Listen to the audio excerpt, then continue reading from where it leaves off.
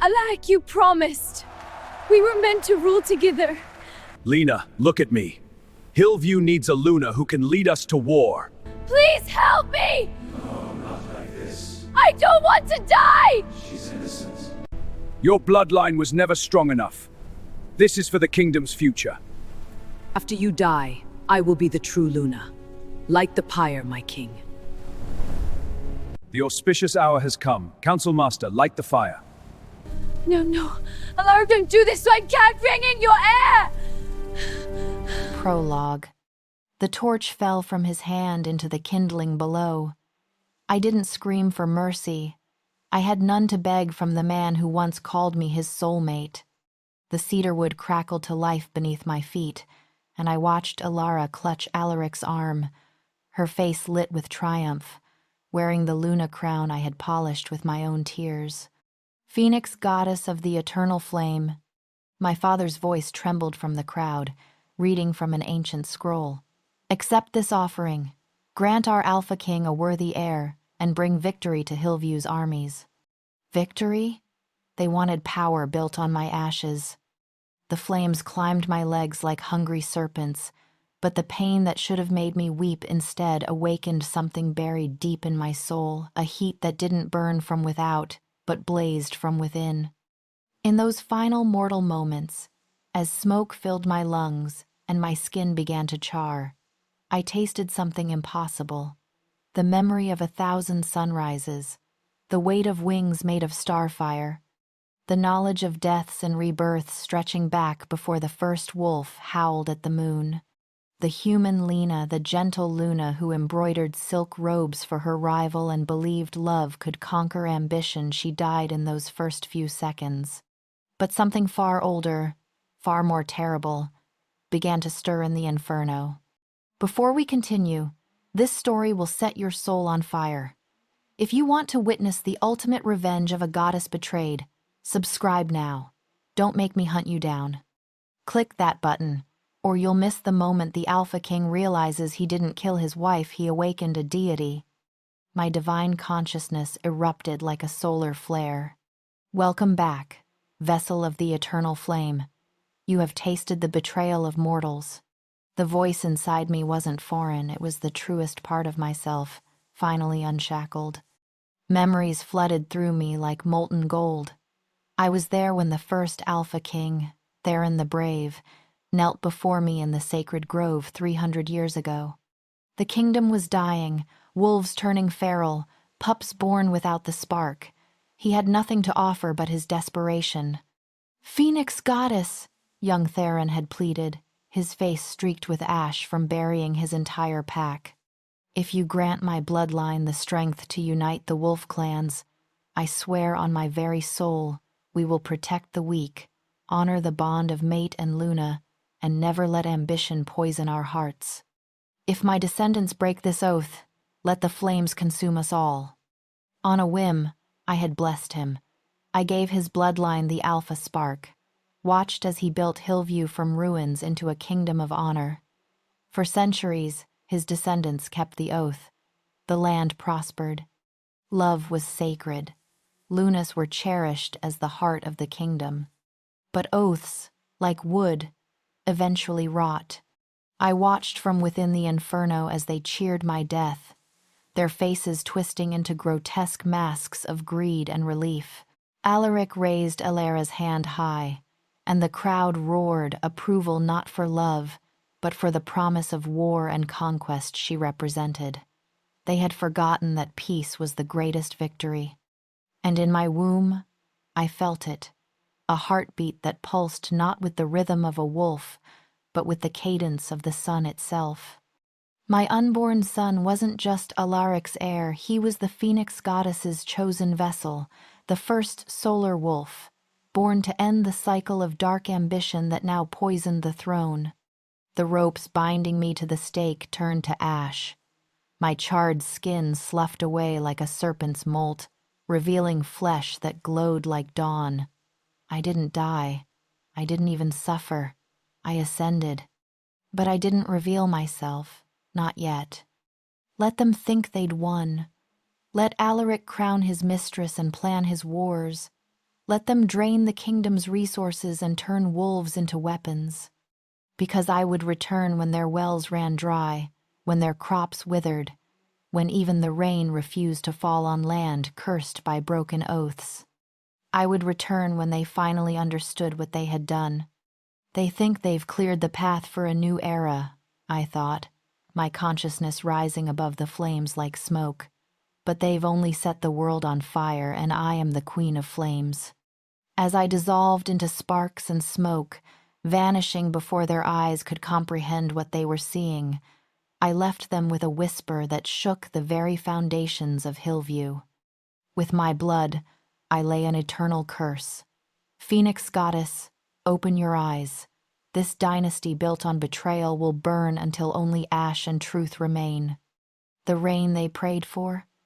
It would come, but not as a blessing, as tears of a goddess acid that would poison their fields, exposing the rot beneath their golden facade. The game had begun, and this time I wasn't playing the role of the sacrificial Luna. I was the deity they should have remembered to fear. The sacred elder forest accepted me without question. Ancient trees bowed their branches, creating a canopy of protection as I stumbled through the underbrush, my body still radiating heat from the transformation. Each footstep left scorched earth behind, wildflowers blooming instantly in the ash. I collapsed beside a volcanic spring, steam rising to meet the dawn. My hands instinctively moved to my belly, where the solar wolf's heartbeat had grown stronger, almost defiant. "We're alive," I whispered, tears evaporating before they could fall. "And soon, little one, we'll show them what happens when you try to burn the sun." Behind me, in the kingdom I'd called home, the first signs of decay were already beginning. Chapter 1. Ashes to Wings. I woke to the sound of my own heartbeat, or rather, 2 heartbeats, syncopated like a war drum calling me back from the void. The forest floor beneath me was warm, almost hot, as though the earth itself had cradled me through the night. I opened my eyes and saw not the charred ruins of the execution square, but a canopy of ancient oaks whose leaves shimmered with an unnatural golden light. Dawn filtered through the branches, but the glow didn't come from the sun alone. It radiated from my own skin, pulsing in waves that made the shadows dance. I sat up slowly, expecting pain, the memory of fire eating through flesh, of bones cracking in the heat, should have left me a broken thing. Instead, my body felt reborn. I looked down at my arms, turning them over in wonder. The ropes had left no marks. The flames had left no scars. My skin was luminous, almost translucent, with veins that seemed to carry liquid sunlight instead of blood. "What am I?" I whispered, though I already knew the answer. "You are what you've always been," the voice inside me responded, no longer separate but woven into every thought. "You are the eternal flame. You are the phoenix, and you are finally awake." I pushed myself to my feet, and the ground beneath me erupted in wildflowers, bright orange poppies and golden marigolds that shouldn't bloom this late in the season. With each step, the forest responded. Trees leaned toward me as if in reverence. Birds fell silent. Even the wind seemed to hold its breath. Then I felt it the second heartbeat, stronger now, insistent. My hand flew to my belly, and I gasped. The slight swell I'd been hiding for weeks under loose gowns was still there, but now it radiated warmth against my palm. The child inside me wasn't just alive. It was thriving, pulsing with the same divine energy that now coursed through my veins. "You survived," I breathed, tears streaming down my face, tears that evaporated into steam before they could fall. "We both survived." "Not survived," the voice corrected. "Transcended. This child is no longer merely mortal. The flames that should have destroyed you instead forged something new. The first solar wolf. A being born of divine fire and alpha blood." I sank to my knees, overwhelmed. My son and I knew with certainty it was a son would be the bridge between the mortal and divine. He would carry both Alaric's alpha heritage and my phoenix essence. The prophecy I'd dismissed as legend suddenly made terrible, beautiful sense. When the sun takes wolf form, the age of shadows will end. But that also meant Alaric would hunt us. If he discovered his heir lived, carried by the wife he'd tried to murder, he would stop at nothing to either control or destroy us both. I won't let him touch you, I promised, my voice echoing through the elder forest with a resonance that shook leaves from branches. I'll burn this entire kingdom to ash before I let him lay one hand on you. Careful, the phoenix warned, though I heard amusement in its tone. Your rage is powerful, but unfocused fire destroys everything, including what you love. You must learn control. Control? I laughed bitterly, flames flickering at my fingertips. They murdered me, stole my crown, and would have killed my child. You want me to show control? I want you to show wisdom. The voice grew stern. Alaric thinks you dead. Let him continue to believe it. While he celebrates his freedom, his kingdom will begin to crumble not by your hand, but by his own corruption. The oath his ancestors swore was bound to the land itself. Without a true Luna, without honor at its heart, Hillview will wither, and when it does, when he is desperate and weak, then we strike. I closed my eyes and felt the truth of those words settle into my bones. Revenge wasn't just about burning Alaric alive, though the thought brought me savage satisfaction. True justice meant exposing him for what he was, a betrayer, an oath-breaker, a false king who'd traded his kingdom's soul for ambition. A rustling in the underbrush made me spin, flames erupting in my palms instinctively. A massive silver wolf emerged from the shadows, but instead of attacking, it lowered its head in submission. Then another appeared, and another. Within moments, I was surrounded by a pack of wild forest wolves, all bowing before me. They recognize what you are, the phoenix explained. All creatures of instinct can sense divinity. These wolves will protect you, hide you, sustain you. Accept their oath. The largest wolf, a scarred male with eyes like molten amber, approached and pressed his muzzle to my hand. I felt the bond snap into place, ancient and unbreakable. He would be my guardian, my eyes and ears in the mortal world. "What's your name?" I asked, though I didn't expect an answer. Ember, the name appeared in my mind, not in words but in images. Fire reflected in wolf eyes, sparks rising from a battlefield, the last ember of a dying flame refusing to go out. "Ember," I repeated, and he huffed in acknowledgement. "Then you'll help me protect my son. Help me prepare for what's coming." The wolf pack circled around me, creating a living barrier. I felt their loyalty settle over me like armor, and for the first time since waking, I allowed myself to breathe deeply. The sacred elder forest had stood for millennia, untouched by human or wolf politics. Its heart was a volcanic spring, steam rising from water heated by the earth's core. Ember led me there, and I knew instinctively this would be my sanctuary. I knelt at the water's edge and saw my reflection for the first time since the transformation. My face was still my own high cheekbones, the scar above my left eyebrow from childhood, lips that Alaric once claimed were made for kissing, but my eyes had changed. They were no longer the soft brown of a gentle Luna. They burned with inner fire, orange and gold, swirling like flames trapped in amber. "He wouldn't recognize me now," I said, touching my reflection and watching ripples distort my face. Not the timid wife he married, not the weak Luna he discarded. "Good," the phoenix approved. "Let him remember you as a victim. It will make his shock so much sweeter when you return as a goddess." I cupped water in my hands, water that should have scalded but felt merely warm, and drank deeply. Strength flooded through me, not the physical strength of muscle and bone, but something far more profound. I was connected now to the very essence of life. Fire, earth, water, air. All elements bowed to the phoenix. Standing, I spread my arms wide and felt power gather. Heat built in my chest, expanding outward until flames erupted from my shoulder blades.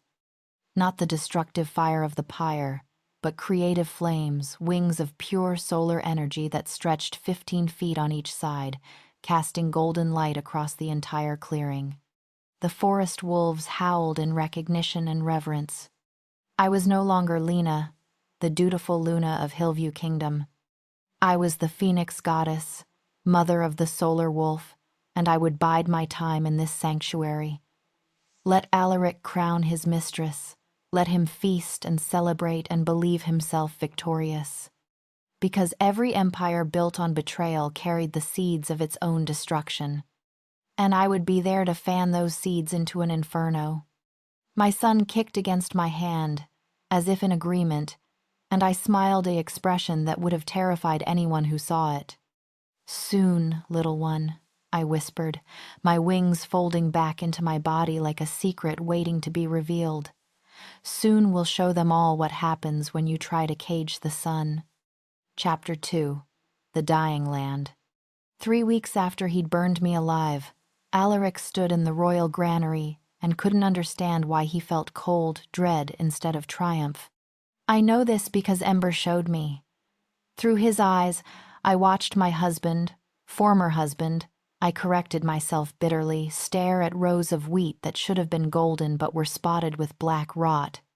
The harvest master wrung his hands, his face pale with fear that had nothing to do with disappointing his king. "The crops started dying the day after the Luna's execution, Your Majesty," the old wolf stammered, his voice barely above a whisper. "At first it was just the western fields, but now it's spreading to every corner of the kingdom. The livestock won't eat the hay. The fruit trees are dropping their blossoms.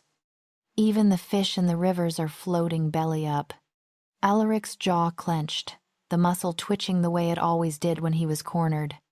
I'd seen that look countless times during our marriage, when the council questioned his war plans, when his mother criticized his hunting skills, when I dared to suggest mercy for captured enemies. "It's just a bad season," he said, but his voice lacked conviction. "We've had droughts before." "This isn't a drought, sire." The harvest master's voice dropped even lower, as if speaking heresy. "The wells are full, the rain still falls, but the land itself is rejecting the water. It's as if the earth has turned its back on Hillview." From my sanctuary in the elder forest, I felt a savage satisfaction bloom in my chest like one of those fire poppies that marked my footsteps. The land was responding exactly as the phoenix had predicted. The oath Theron the Brave had sworn 3 centuries ago wasn't just words, it was a binding contract written into the soil itself. Break the oath, betray the sacred bond of Luna and Alpha, treat life as worthless, and the kingdom would wither. "Have the healers examined the soil?" Alaric demanded, turning away from the rotting grain. "They have, Your Majesty. They say it's cursed." The word hung in the air like an accusation. I watched through Ember's eyes as Alaric's hand moved unconsciously to his chest, where I knew he still wore the mate bond scar, the silver mark that should have faded when I died but instead had turned black, spreading like poison across his skin. He thought no one knew about it, but I'd seen him rubbing at it during council meetings, trying to ease an ache that no healer could touch. That was my curse, working its way through his very flesh. "Get out," Alaric said quietly. When the harvest master didn't move fast enough, he roared, "I said get out." The old wolf fled, and I felt Ember retreat to the shadows, maintaining his observation. Alaric was alone now, and for a brief moment, I saw something that almost resembled regret flicker across his face. His hand went to the place where I used to rest my head on his shoulder, as if reaching for a ghost. "Don't," I whispered from miles away, my voice sharp with fury. "Don't you dare mourn me now." Then the throne room doors burst open, and Ilara swept in with her father, Lord Cassius, in tow. My replacement wore a gown I recognized, sapphire blue silk embroidered with silver wolves. I had made it for our 5-year anniversary, back when I still believed love could survive ambition. Seeing her wear it was like being burned all over again. My king, Alara purred, though I could hear the edge of panic beneath the sweetness. The people are getting restless. They're saying the Luna's death has angered the gods. The people are superstitious fools, Alaric snapped, but he didn't meet her eyes. Lord Cassius stepped forward, his calculating gaze sweeping over the Alpha King. He was a weasel of a man, more merchant than warrior, who'd bought his lordship through strategic marriages and carefully timed bribes.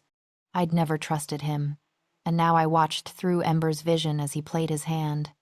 With respect, Your Majesty, the people may be onto something.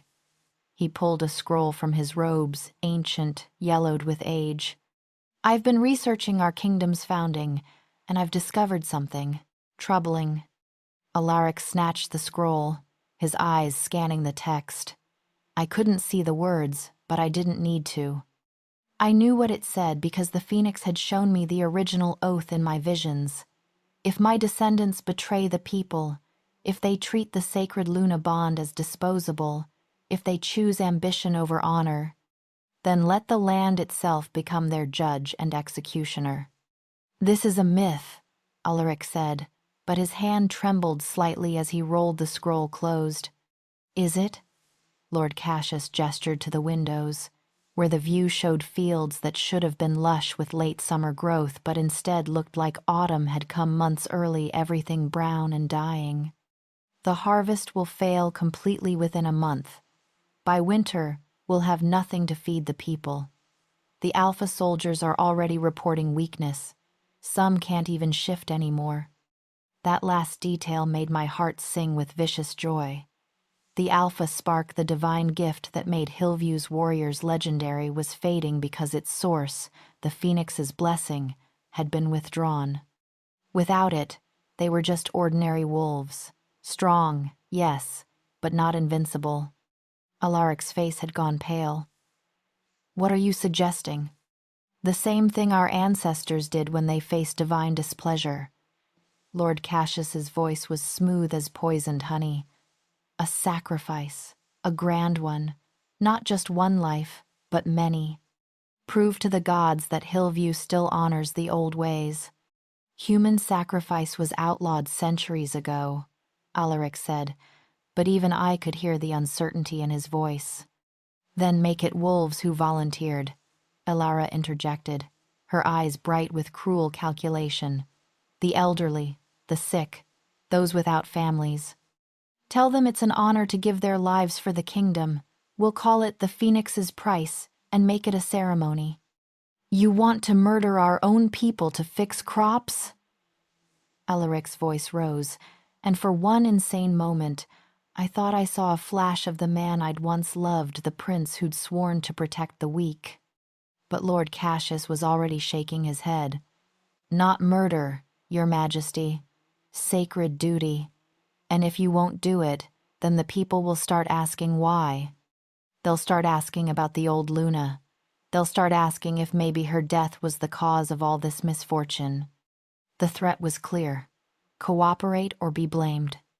I watched Alaric's face cycle through emotions, anger, fear, calculation, resignation. In the end, ambition won. It always did with him. How many? He asked quietly. 12 to start, Lord Cassius said, pulling out another scroll. This one covered in names. I've already compiled a list of... I'll review it. Alaric cut him off, taking the scroll. His hands shook slightly, and the black mark on his chest pulsed visibly through his shirt, a heartbeat of guilt. But this stays between us. If word gets out that we're considering this, the people will hear only that their king is taking decisive action to save them, Alara assured him, sliding her arm through his. They'll see you as strong, willing to make hard choices. Through Ember's eyes, I saw the exact moment Alaric's last shred of humanity died. His shoulders squared, his jaw set, The trembling stopped. "Prepare the ritual for the next new moon," he commanded. "Lord Cassius, you'll oversee the selection. Make it quick and clean. I don't want suffering." "How merciful," I breathed sarcastically from my volcanic spring, my hands curling into fists that ignited with flames. "But sire," Alara said carefully, "there's another matter. Your coronation as sole Alpha King without a Luna requires the blessing of the High Council. They've been reluctant to schedule it." "Why?" Alaric's voice turned dangerous. "They claim a king cannot rule without a Luna, that the balance must be maintained. They're using ancient laws to—" "Then we'll give them a Luna." Alaric turned to Alara, and even through Ember's vision, I could see the cold calculation in his eyes. There was no love there, only strategy. "We'll move up our wedding 3 days from now, before the next council meeting."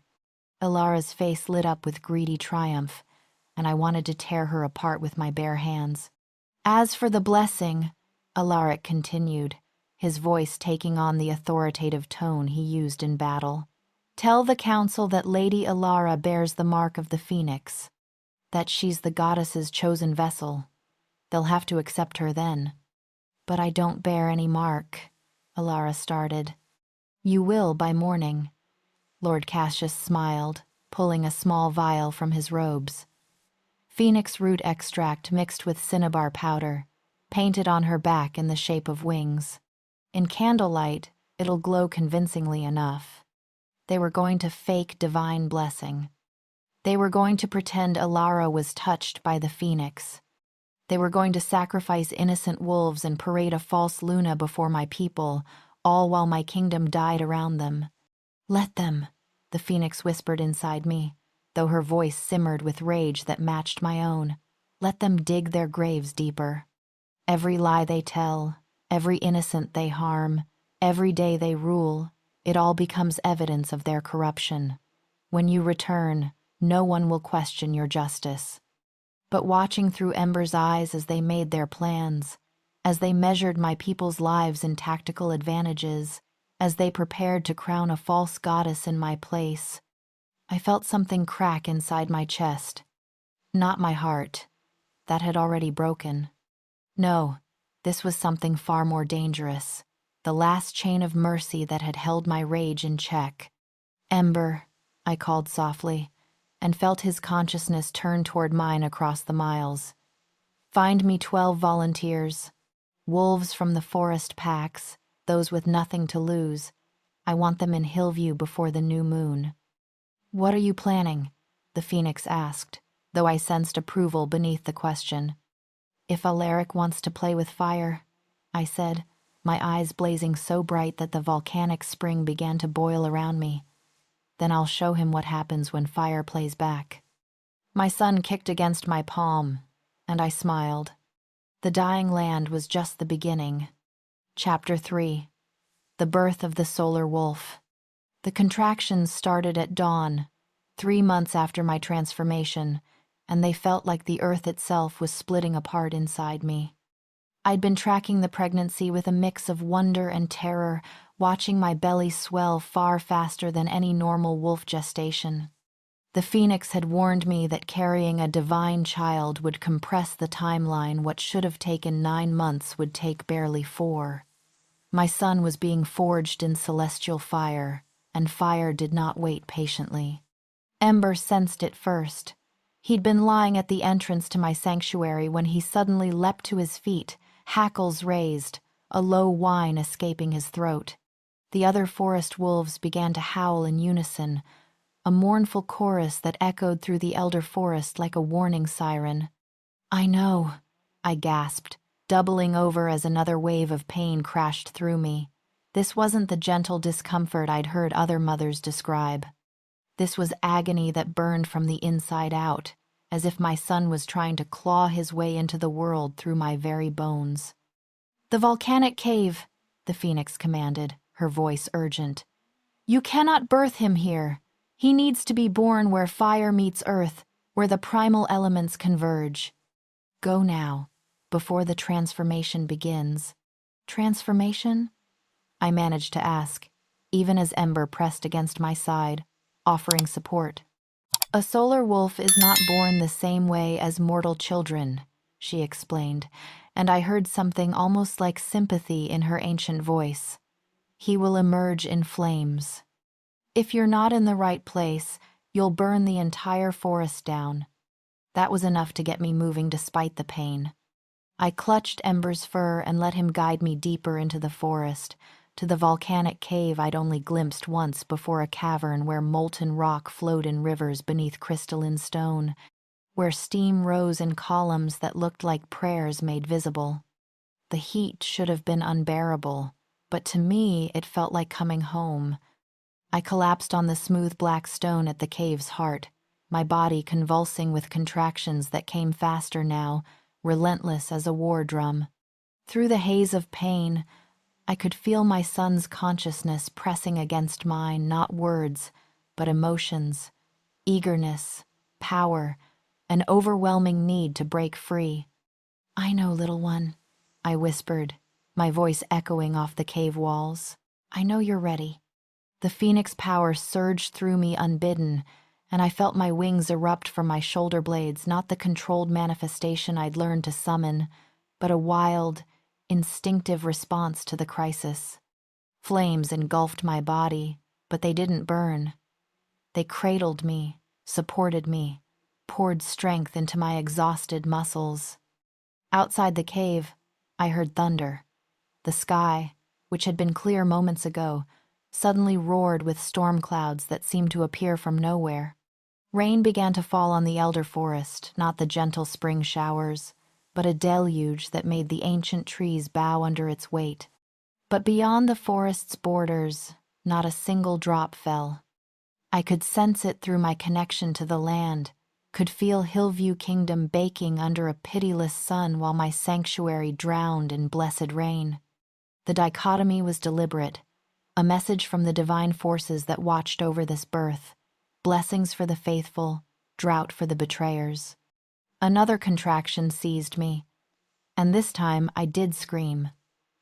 Fire erupted from my hands, scorching the cave walls, melting stone into glass. Ember had wisely retreated to the entrance, but I could feel his worried presence, his loyalty like an anchor keeping me tethered to consciousness. "Phoenix," I gasped. "I can't, it's too much."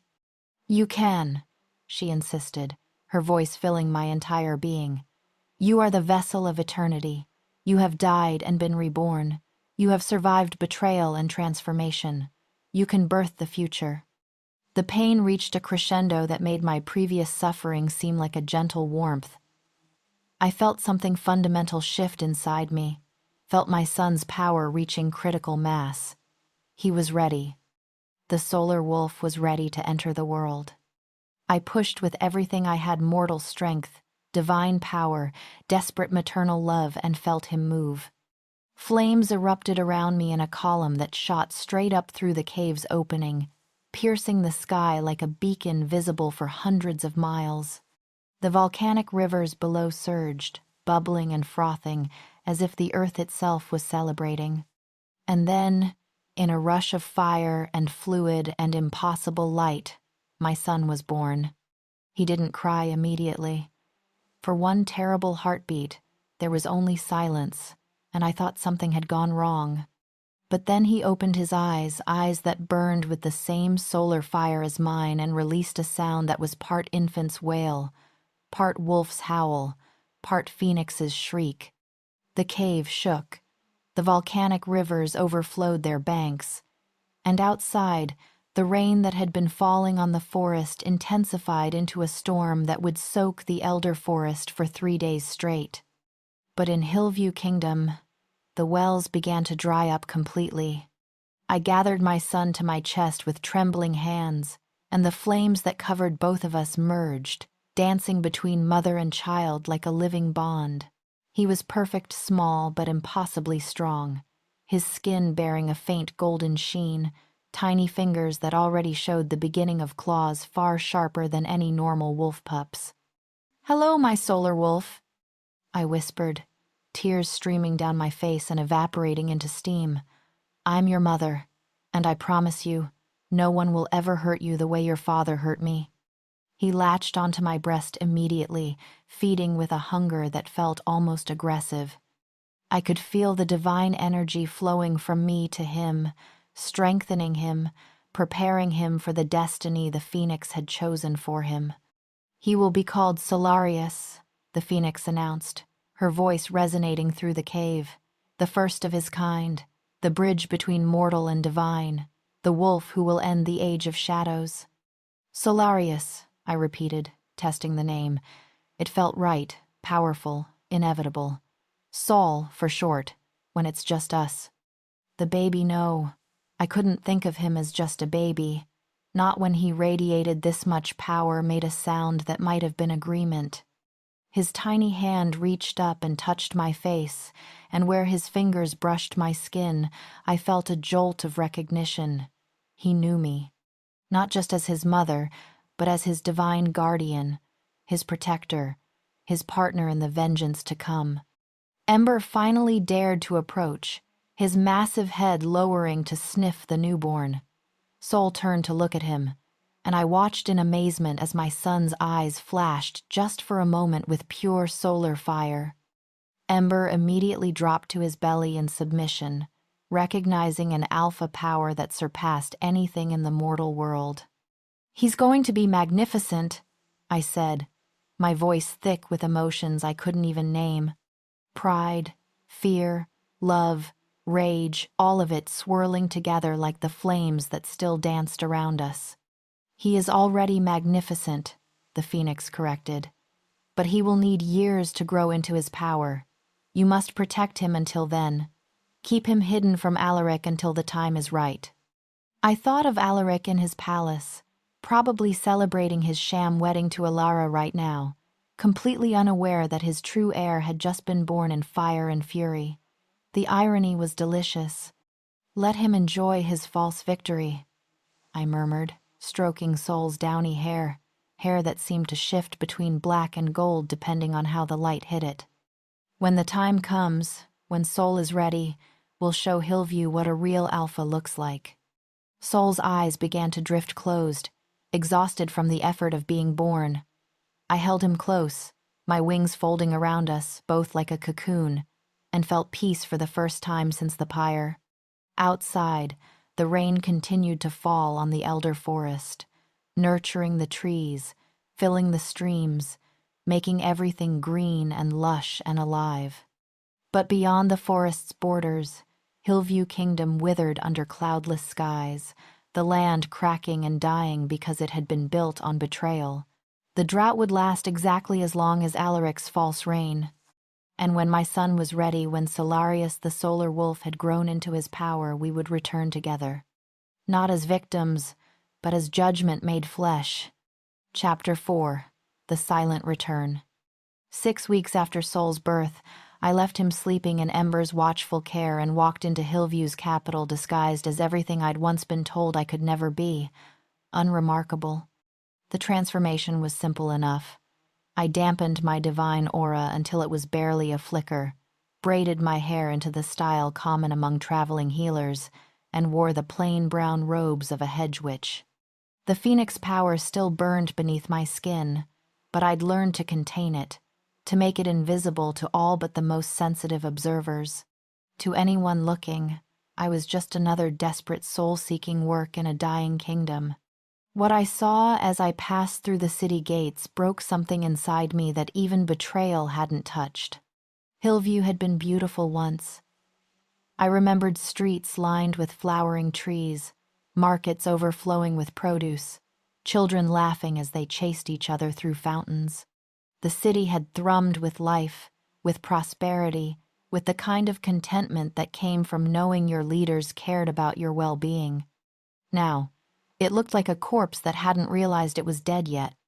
The flowering trees were skeletal, their branches bare and brittle. The markets had maybe a dozen stalls, and those sold only withered vegetables at prices that made the buyers weep. Children sat listlessly in the shadows, their ribs visible through tattered clothing, their eyes hollow with hunger. And everywhere I saw the black marks. They were painted on doors, on foreheads, on the chests of people who moved through the streets like the walking dead. At first, I didn't understand what they meant. Then I overheard two women whispering as they hurried past a marked house. "That's the third one on this street," one said, her voice shaking. "The selection is tonight." "Poor souls," the other replied, "but better them than us, right? At least they're serving the kingdom." The selection. Lord Cassius's sacrifice list. I followed the marked people with my eyes and felt rage ignite in my chest like a furnace being stoked. These weren't the elderly and sick Elara had mentioned. I saw young mothers with babes in arms, craftsmen in their prime, even a few children, marked and silent, holding their parents' hands as they walked toward whatever dark ceremony awaited them. "Excuse me," I said, approaching an old woman who sat on the steps of what had once been a prosperous bakery. "What are those marks for?" She looked at me with eyes that had seen too much suffering. "You're not from here, are you, healer?" "I'm from the eastern villages," I lied smoothly. "I heard the capital needed healers." "We need food more than healers," she said bitterly. "But to answer your question, those marks mean the phoenix has chosen them. That's what the new Luna says anyway. Says the goddess demands sacrifice to end the drought, and those marked should feel honored to give their lives for Hillview." My hands clenched in my robes, flames threatening to erupt from my fingertips. I forced them down. "And people believe this? What choice do we have?" The old woman's voice broke. "We're starving. The crops are dead. The wells are dry. If the Luna says sacrifice will save us, who are we to argue? She bears the mark of the phoenix herself. She glows with holy light. Cinnabar powder and phoenix root extract. I remembered Lord Cassius's words about faking divine blessing and felt sick. "Where is this ceremony happening?" I asked, keeping my voice carefully neutral. "The temple square, at moonrise. But don't try to interfere, healer. The Queen's Guard will arrest anyone who speaks against the selection." She paused, then added quietly, "Even if we all know it's wrong." I thanked her and moved deeper into the city, following the main road toward the temple district. The palace loomed on the hill above, and I could see construction. They were building something massive on the western terrace. Probably a monument to Alaric and Alara's great love, I thought acidly. That's when I heard the crying. It came from an alley between two abandoned shops, high-pitched and terrified. I turned toward the sound and found 5 children huddled against a wall while 3 soldiers in the Queen's colors advanced on them with drawn swords. "Please," a girl who couldn't have been more than 12 pleaded, spreading her arms to shield the younger children behind her. "We haven't done anything wrong. We're just hungry." "You stole bread from the Queen's personal stores," the lead soldier said, though his voice lacked conviction. He was young, maybe 20, and I could see the conflict in his eyes. "That's treason." "It was moldy bread you'd thrown out," the girl cried. "We took it from the waste bins." "Doesn't matter." Another soldier, older and colder, grabbed the girl's arm roughly. "Queen Alara says all theft is punished by death. Sets an example for the others." He raised his sword, and I saw his intention clear as day. He was going to kill children to prove his loyalty. I moved before conscious thought took over. "Stop," I said quietly, stepping into the alley. My healer's robes billowed slightly in a wind that shouldn't exist in the narrow space. The soldiers turned, and the older one sneered. "Walk away, witch! This doesn't concern you." "It concerns anyone with a conscience," I replied, moving to stand between the soldiers and the children. "These are orphans, starving and desperate. They took spoiled bread from the trash. That's survival, not treason." "The Queen makes the laws," the young soldier said, but he'd lowered his sword slightly. "We're just following orders." "The Queen," I said, letting a tiny fraction of heat leak into my voice, "is a fraud wearing stolen robes and false light, and you know it." The temperature in the alley suddenly spiked 20 degrees. The soldiers stepped back, sweat breaking out on their foreheads. They couldn't see my eyes glowing beneath the shadow of my hood, but they felt the power radiating from me like heat from a forge. "What are you?" the older soldier whispered, his sword wavering. "I'm someone who's very tired of watching innocent people suffer for the ambitions of cowards." I raised my hand, and flames danced along my fingertips just for a moment. Just enough to make my point. Here's what's going to happen. You're going to forget you saw these children. You're going to go back to your barracks and tell your commander that the thieves escaped into the sewers. And if I ever hear of you threatening orphans again, I will find you. Do you understand?" The young soldier nodded frantically and backed away. The older one looked like he wanted to argue, wanted to assert his authority, but then his eyes really met them, seeing past the human disguise to the divine fury beneath, and all the fight drained out of him. "Yes, ma'am," he mumbled, then turned and fled with his companions. I waited until their footsteps faded before turning to the children. The girl was staring at me with wide eyes, and I realized my hood had fallen back slightly, revealing the telltale golden sheen of my skin. "You're the old Luna," she breathed. "Everyone said you died in the fire." "I did," I said softly, kneeling to her level, "but I got better." One of the younger children, a boy of maybe 6, suddenly threw his arms around my neck. "I remember you," he sobbed. "You used to give us honey cakes on festival days. You told us stories. You were kind." My throat tightened with emotion I couldn't afford right now. "What are your names?" "I'm Mira," the girl said. "This is Fen, Cassia, Thorn, and Little Ash." She gestured to each child in turn. "We lived in the Eastern District Orphanage until it closed. No money for food," they said. "Now we're just trying to survive."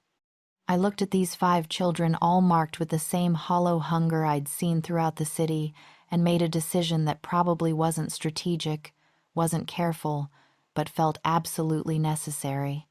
"Come with me," I said, standing and offering my hand. "Where?" Mira asked warily. Smart girl, not trusting too easily even after I'd saved them. "Somewhere safe. Somewhere with food and water and people who won't hunt you for stealing garbage." I pulled my hood back fully, letting them see my face clearly. "I can't save everyone yet, but I can save you 5, if you trust me." The children looked at each other, having one of those silent conversations that people who've survived together can have. Finally, Mira nodded. "We trust you, Luna," she said firmly. "We always did." I led them out of the capital through the southern gate, using subtle applications of fire to cloud the guard's vision, to make us seem like harmless travelers instead of a fugitive goddess with 5 stolen orphans. Once we were beyond the city walls, I let my pace quicken, knowing we needed to reach the Elder Forest before moonrise. "Is it true?" Little Ash asked as we walked, his hand firmly gripping mine, "that you came back from the dead?" "Yes," I said simply. "Are you going to punish the bad king and queen?" Fen asked, his young voice hard with anger. "Eventually," I promised. "But first, I need to make sure people like you are safe. Because that's what real Lunas do, they protect their people, especially the ones who can't protect themselves." When we finally reached the sanctuary, and Sol woke from his nap, giving his distinctive half-cry, half-howl greeting, the children stared in awe at my infant son with his golden-streaked hair and eyes that burned like miniature suns. "He's beautiful," Mira whispered. "He's our future," I corrected. "All of yours. And when he's ready, we'll take back the kingdom together, not just for revenge, but to build something better. Something that actually protects orphans instead of marking them for death." Ember approached and sniffed each child carefully before giving his approval, his tail wagging slightly. The children would be safe here, fed by the forest's bounty, protected by wolves who answered to something greater than mortal law. I'd come to the capital to observe, to understand the depth of Alaric's corruption. Instead, I'd saved 5 lives and given myself 5 more reasons to ensure my return wasn't just dramatic, it was permanent. Chapter 5. The Coronation of Shadows. The Coronation of Shadows, that's what they called it, though they meant it as a compliment, a reference to Alara's supposed divine darkness that would balance Alaric's light. I called it that for different reasons entirely. I stood in the crowd wearing my healer's disguise, soul strapped to my chest beneath my cloak where his warmth pressed against my heart like a second pulse. He was 3 months old now, growing impossibly fast, already able to hold his head up and track movement with those burning golden eyes. Ember and the forest wolves ringed the crowd's perimeter, invisible to everyone but me, waiting for my signal. The temple square had been transformed into something grotesque. Black and silver banners hung from every surface, decorated with a bastardized version of the phoenix symbol wings pointing downward instead of up, flames rendered in cold silver instead of warm gold. It was everything the phoenix wasn't. Dark, lifeless, backwards. Thousands had gathered, though whether from genuine celebration or morbid curiosity, I couldn't tell. The people looked hollowed out, their faces gaunt from months of drought and starvation. The sacrifices had done nothing to end the suffering. In fact, things had gotten worse. But here they were anyway, desperate for any shred of hope that their new Luna might somehow fix what their king had broken. Alaric sat on a throne that had been dragged out from the palace, looking every inch the conqueror. He'd gained weight while his people starved, I noticed with disgust. His ceremonial armor was polished to a mirror shine, and he wore a crown of black iron twisted into wolf heads. The mate bond scar was visible above his collar, black veins spreading up his neck like poison ivy. It was killing him slowly. Good. Alara processed down the center aisle wearing white. The audacity of it made me want to laugh. White, the color of purity and new beginnings, on a woman who'd helped murder her predecessor. Her back was bare, and I could see the fake phoenix mark Lord Cassius had painted there, glowing faintly with bioluminescent powder. It would have been convincing if you'd never seen the real thing. I had. I was the real thing. People of Hillview, Alaric's voice rang out, amplified by the acoustics of the square. Today we crown a Luna worthy of leading us into a new age. An age of strength, of conquest, of glory that will make the old ways seem quaint and weak. The crowd's response was muted. These people didn't want conquest. They wanted food, water, their children to stop dying of hunger. Lady Alara bears the mark of the phoenix, Alaric continued, gesturing to her glowing back. The goddess herself has chosen her to stand beside me. Together, we will restore Hillview to greatness. That was my cue. I let the disguise drop like a cloak falling from my shoulders. The plain brown robes ignited, burning away to reveal the dress I'd woven from fire itself, red and gold flames that moved like living silk, never consuming, always dancing. My wings erupted from my back, 15 feet of solar fire that cast the entire square in golden light so bright that people had to shield their eyes. Saul, sensing the moment, released his distinctive cry, that perfect blend of infant, wolf, and phoenix that made every head turn toward us. The crowd gasped and stumbled backward, creating a circle of empty space around me. I walked forward calmly, my wings spread wide, my son held proudly against my chest where everyone could see his golden-streaked hair and burning eyes. "You want to see the phoenix's chosen?" My voice carried across the square without me needing to shout, resonant with divine authority. "Then look at me." Alaric shot to his feet, his face cycling through shock, horror, and rage in rapid succession. "You're dead. I watched you burn. You watched me ascend." I reached the dais and stared up at him, letting him see what I'd become. "Did you really think fire could kill the phoenix goddess? I am the flame, Alaric." I've died and been reborn more times than your pathetic bloodline has drawn breath. Alara had gone pale, her fake mark looking garish and cheap next to my genuine radiance. This is a trick, some kind of illusion. Is it? I turned to the crowd, letting them see Sol's face clearly. This is your true heir, Solarius, the solar wolf, born of divine fire and alpha blood.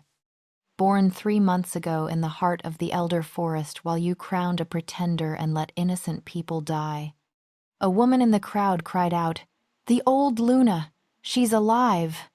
"The phoenix has returned!" someone else shouted. Alaric recovered quickly, his tactical mind already working.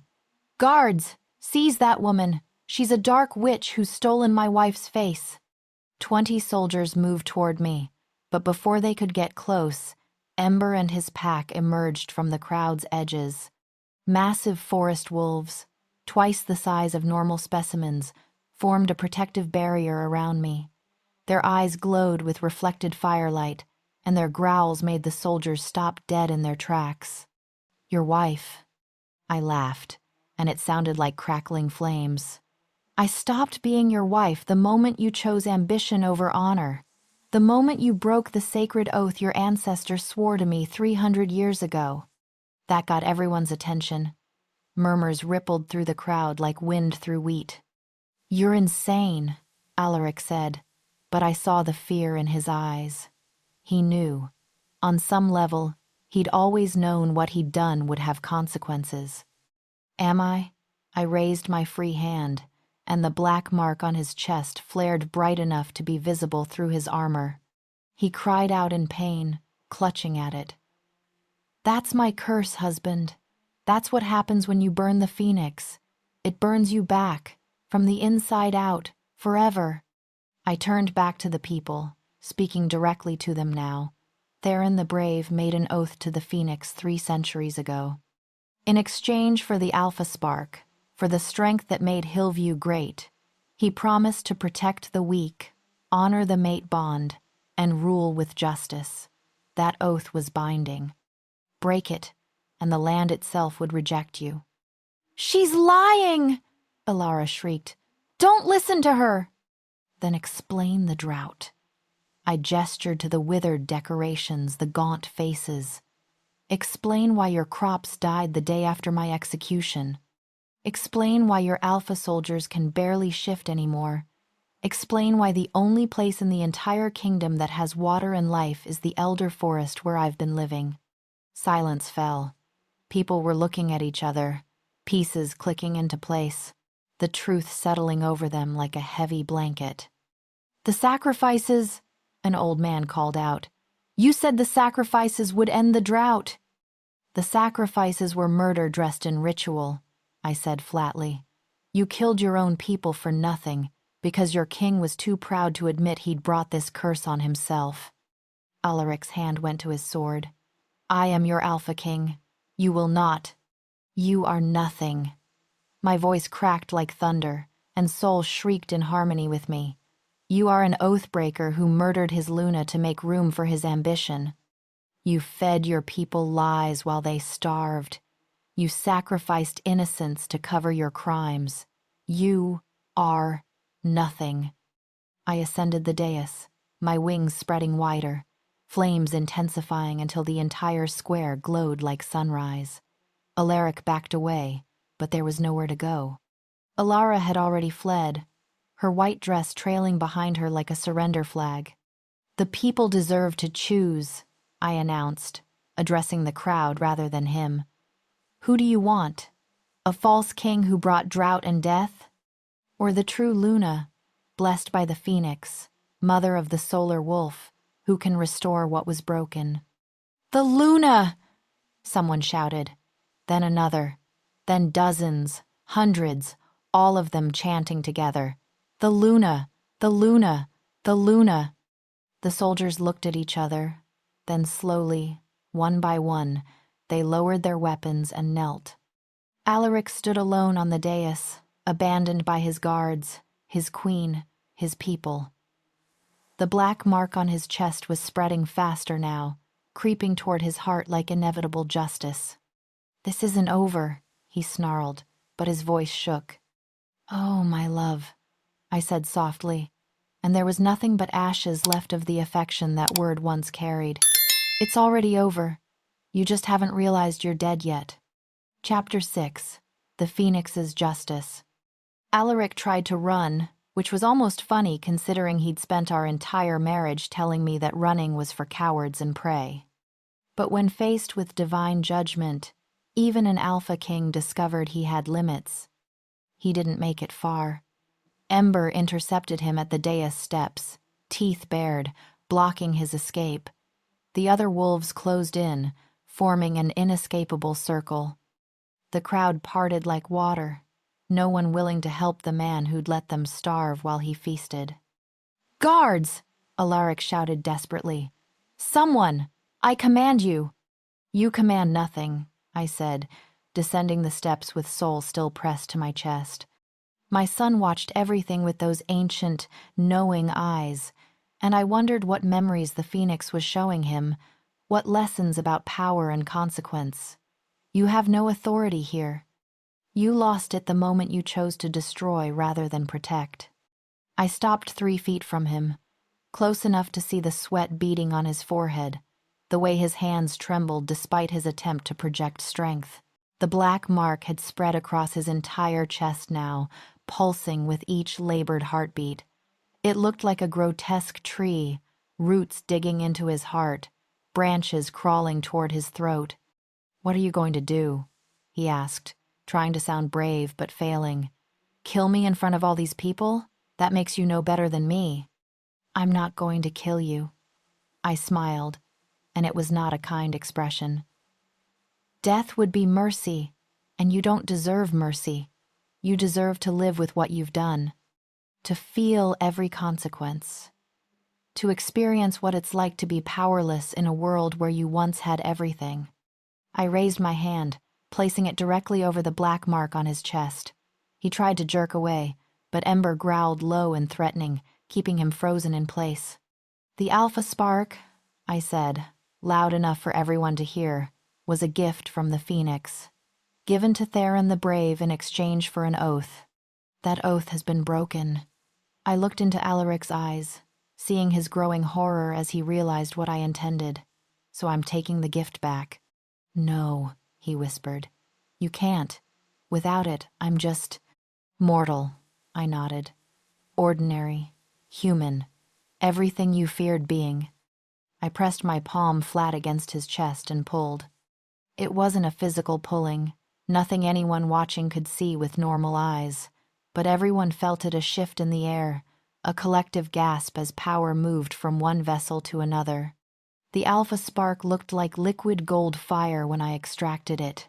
All of Alaric's supernatural strength and dominance condensed into pure essence. He screamed. Not in pain, I wasn't cruel enough to make it hurt, but in existential terror as he felt his identity being stripped away. The spark that had defined him since puberty, that had made him alpha, that had convinced him he was destined for greatness, all of it flowing out of him and into my keeping. When I stepped back, clutching the golden light in my fist, Alaric collapsed to his knees. He looked smaller somehow, diminished, as if his very bones had shrunk. The black mark remained on his chest, but it had stopped spreading without the Alpha Spark to feed on. It was just a scar now, a permanent reminder of his betrayal. "I can't feel it," he said hoarsely, his hands clawing at his chest. "I can't feel my wolf. I can't feel anything." "That's what mortality feels like," I told him. "What every one of your subjects feels every day. The vulnerability, the weakness, the knowledge that you're not special, not chosen, not destined for anything except what you make of yourself through your own choices and character." I turned away from him, addressing the crowd that watched in stunned silence. "This is your king," I announced, gesturing at the broken man behind me. "A mortal who was given divine power and squandered it on ambition. Who murdered his Luna and let innocents die to cover his crimes? Do you still want him on your throne?" "No!" The roar was deafening, unified, absolute. Then he will face mortal justice. I looked at the captain of the guard who still knelt with his soldiers. Take him to the dungeons. He will stand trial before the people he harmed. And he will live with the consequences, however long that may be. As the guards hauled Alaric away and he couldn't resist without his alpha strength, I felt soul shift against my chest. He reached up with one tiny hand and touched the golden spark I still held, and I felt the phoenix's approval wash through me. Now comes the hard part, she whispered. Destruction is easy. Creation requires true power. She was right. Anyone could tear down a corrupt system, building something better, healing what was broken that took work. I walked to the center of the square, where a fountain had long since gone dry, its basin cracked and filled with dead leaves. I knelt beside it, placed Saul gently on the ground where the wolves could guard him, and pressed both hands to the earth. The land is sick because trust was broken, I said, speaking to the crowd but also to the kingdom itself, to the soil and stone and water that had rejected Alaric's rule. But I am here now. I am the phoenix, the eternal flame. And I will restore what was lost not through destruction, but through transformation. I released the alpha spark, but not back to Alaric. Instead, I let it sink into the earth itself, diffusing through the soil like water through sand. Then I added my own power, controlled, purposeful, the fire that sustains rather than consumes. Heat spread outward from my hands in waves, but it was gentle warmth, the kind that coaxed seeds to sprout and roots to dig deep. The cracked fountain basin began to glow, and I heard gasps as water clear, cold, blessed water began to bubble up from beneath the stone. The drought is over, I announced, standing as the fountain overflowed, water spilling into channels that would carry it throughout the city. But the renewal will take time. The land was wounded deeply. It will need tending, care, patience. I turned to face them all, these people I'd once ruled with kindness and now returned to rule with power. I am not the Luna you remember. That woman died on the pyre, but I am still your protector. I am still your mother, your guide, your shield. And I promise you this under my rule: no one will be sacrificed for ambition. No one will starve while leaders feast. No one will be powerless while others hoard divine gifts.